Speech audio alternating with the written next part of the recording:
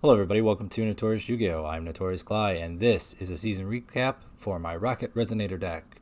As you can see on screen, I hit King of Games! We did it everybody, we made it. Took me a little longer than expected, but I got distracted by real life and Master Duel and all kinds of other things. What can you do, you know? You gotta follow what your heart finds fun. You can see the finalized build of the deck over there on the other side of the screen. And that's what I settled on. I think we're going to do just a quick card by card overview, and then I'll share my thoughts on the list and how I think it ranks up in relation to other decks in the meta and other versions of Resonators. I also plan on sharing my win-loss record with you guys. I'll probably put it over on that side when we're going through the card by card. That way you can kind of check it out. And that should give you a good idea of how my season went. So let's not waste any time. Let's just jump right into the deck editor and do a card by card of the final build. Alright, this is what we ended up with. Quick card by card. 3 Wild Wind, 2 Tracer, 1 Magna Rokket Dragon, 1 Silver Rokket Dragon, 3 Crimson, 2 Red, 1 Monster Reborn, 2 MST, 3 Quick Launch, 3 Resonator Call, 2 Crackdown.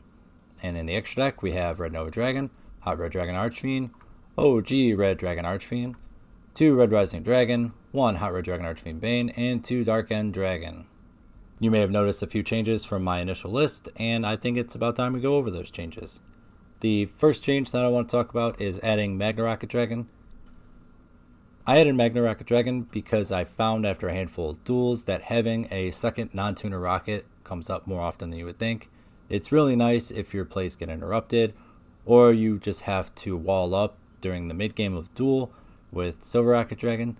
Really helps to have the extra non-tuner rocket name to float into off a Silver Rocket or to grab off Tracer or Quick Launch.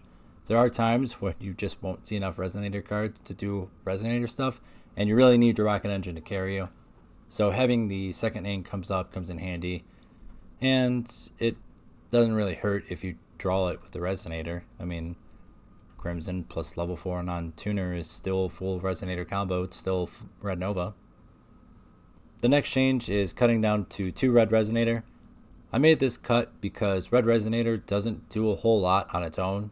In fact, it doesn't really do anything on its own at all. You need Red plus a level 4 non-tuner. But even then, Red plus a level 4 non-tuner doesn't really do a whole lot by itself. It just gets you into a level 8 Dark Dragon Synchro. We're playing a whole nother engine that turbos out a level 8 Dark Dragon Synchro, the Rocket Engine, the secondary engine that we smashed in here. So red isn't really as necessary as it is in pure Resonator lists. I still want 2 reds because I want to be able to summon Red Nova Dragon turn 1, and that requires having 2 reds in deck to summon off of Crimson. I think playing 3 would work just fine, but as you can see I'm at 23 cards, which is kind of a funky number to begin with, and I really didn't want this list to bloat any more than it needed to. The next and last change is running 2 Crackdown. I swapped out Forbidden Chalice for Crackdown, and Forbidden Chalice isn't a bad card. I really like it, it's really versatile, and it has good synergy with Rocket Tracer because you can use it, and if Tracer's already on the field, pop it to get your second rocket name on board. But this list really struggles going first. So I needed a power card to hopefully open when I'm going first to help make up for this list's deficiencies when going first. Going first is usually a struggle for Resonators. Usually you're riding Red Nova in a prayer, and hopefully you're running enough back row to set that turn 1 and have that help make a difference. But in this list, all of your free spaces for back row and techs are taken up by the Rocket Engine, which is fine because this list is devastating going second. I actually enjoyed losing the coin flip a whole bunch with this list, but the Rocket Engine doesn't really do anything for you going first, partially because we don't have any good level 8 Dark Dragon Synchros that are good to have on your board turn 1. So I added in the 2 Crackdowns. Chalice is still, in theory, good at going first, but I found that it just doesn't do enough. Yes, it is useful if you can set it on your first turn, but it's not like turn-endingly good like Crackdown can be, which is what I wanted. I wanted a card that if I set it turn 1 and I get to resolve it, I get to win the game. Unfortunately, I don't have IDP or Count Pulse, so Crackdown will have to do. And as a bonus, Crackdown has synergy with Rocket Tracer too. If I get to Crackdown take my opponent's monster, I can use Tracer to pop my opponent's monster that I stole, or Crackdown if I don't care if they get their monster back. This was probably the biggest and most important change that I made to the list, because like I mentioned, the turn 1 is pretty bad. Nova in a Dream is decent, but decent is going to force you to play a lot more duels than you want to get to King of Games. I'm someone with Resonator specifically who doesn't want to settle for decent. I always want to strive for good or great. I don't think there's much to talk about in the extra deck. It's still the same extra deck as what I first entered the season with, and it worked well. There were a couple times I missed having Infernity Doom Dragon. I missed Lethal a couple times because I didn't have it, but it turns out when you're ripping your opponent's board to shreds, the difference between OTKing and waiting an extra turn to kill them really isn't that big of a deal. Yes, I missed Lethal those couple times, but I still ended up winning because they had nothing left. And that's it for details about the individual cards. I think there's just a couple other observations that I wanted to share with you, and then maybe kind of talk about this deck's place in the meta and how it stacks up against other Resonator lists. The most important observation, and I really want to hammer this point across, is this list is really bad at going first.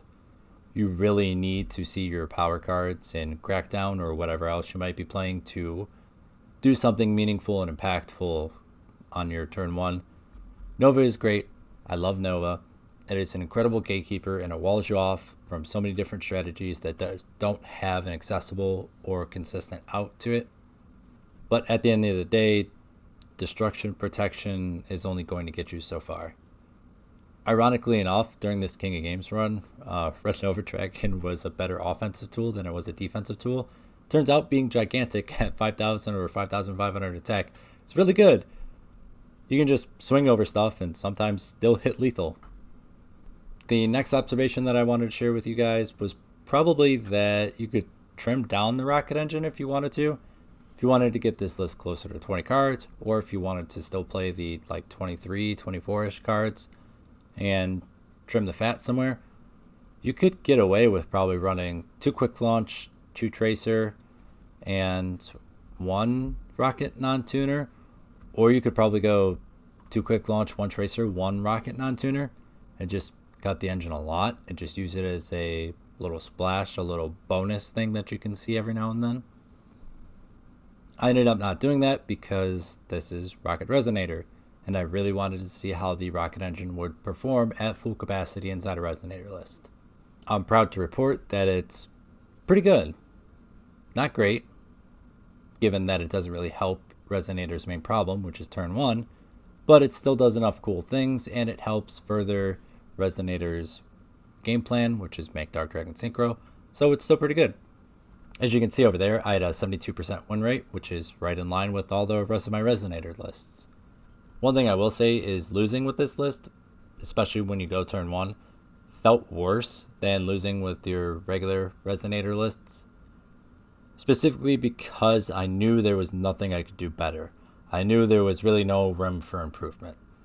If I made Nova and did nothing else of importance because I literally couldn't, passed it over to my opponent, they outed Nova and ended up winning the duel, it felt really bad.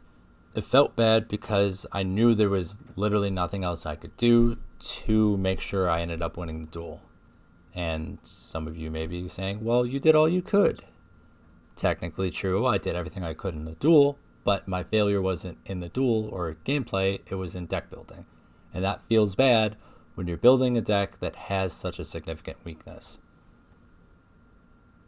Your plan for turn 1 is pretty much the same thing with every other Resonator list. Pray you open your non-engine interaction that's unsearchable and you have to get lucky to find. The difference with this list between other Resonator lists is the number of non-engine off-turn interactions that you're playing is so much smaller, so you're less likely to see it when going first. I think I've shared all my observations and thoughts on the list so far, so let's close this out by talking about its standing in the meta and against other Resonator decks, and then try to end it on a high note with a positive thing to say. Rokket Resonator standing in the meta is no different than regular Resonators. It is a serviceable King of Games deck that will be fun to play and fun to pilot. I don't think there is anything that's going to change about this list in the near future.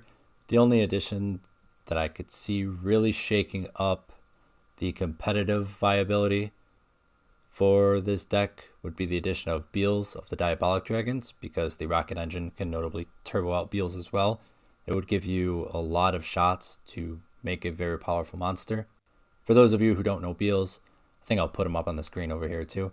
Beals is a level 8 Dark Dragon Synchro with 3000 attack, and it cannot be destroyed by battle or card effects. That means both yours or your opponent's. Beals also has an effect that if you take battle damage from an attack involving this card or effect damage from your opponent, it gains attack equal to the amount of damage. This notably causes a hilarious interaction with Red Metal Flare Dragon, but that's beside the point. The point is that Beals is really hard to out, and it's a great turn 1 option, because if you top deck Dark Hole turn 3, you can use Dark Hole, wipe your opponent's board, and Beals gets the stick. It's a better version of Red Nova Dragon because it doesn't require as much resource investment, in addition to being accessible by other engines like the Rokket engine. I don't see Beals coming to Duel Links anytime soon. I don't think it would be a good fit right now. I'm sure all of you remember how frustrating Bloom, the Melodious Diva, was to deal with, and Beals is like that except for on a 3000 attack body. I think I touched on it at the front of that last thought that I shared. Rokket Resonators in relation to regular Resonators is just as good, if not slightly worse. It doesn't really help the Resonator problem, which is what do you do turn 1, but it adds a lot to the go second game plan. You can play through a ton of interaction if you open full Resonator combo plus full Rokket combo. The ability to play through 2, sometimes even 3 of your opponent's interruptions is addicting and exhilarating. That all gas, no brakes, I'm going to kill you regardless feeling is incredibly satisfying. It's a shame that you can't always go second in Duel Links because the coin flip is random. If Duel Links were to ever allow us to pick going first or going second, I think this list would be incredible because you could just forego the crackdowns and all the turn 1 techs and tools and load up on removal and board wipes and equalizers. Really lean into the deck strength, which is go second, play through interaction, rip your opponent's board apart regardless.